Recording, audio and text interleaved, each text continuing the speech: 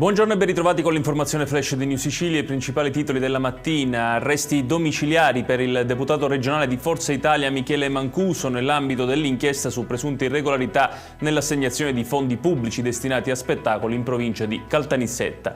Secondo l'accusa, Mancuso avrebbe ricevuto 12.000 euro in 3 tranche fino al 5 maggio 2025 per favorire un'associazione nell'ottenimento di fondi pubblici.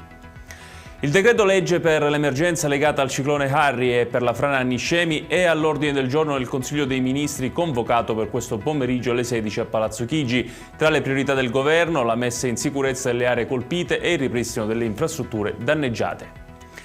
Un ragazzo di 20 anni, Ignazio Cortese, è morto nello scontro tra due auto lungo la strada statale 113 all'altezza di Buonfornello nel Palermitano.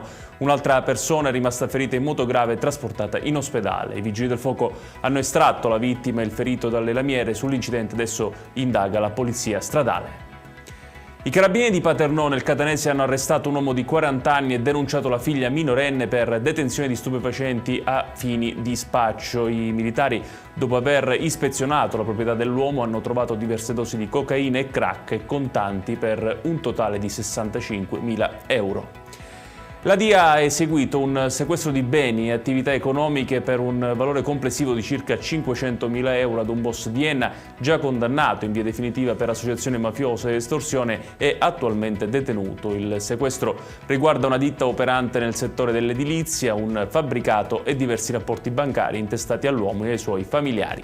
Ed è tutto per questa edizione. Tutti i dettagli su queste notizie li trovate come sempre sul nostro sito www.newsicilia.it. Grazie per averci seguito e buon proseguimento di giornata.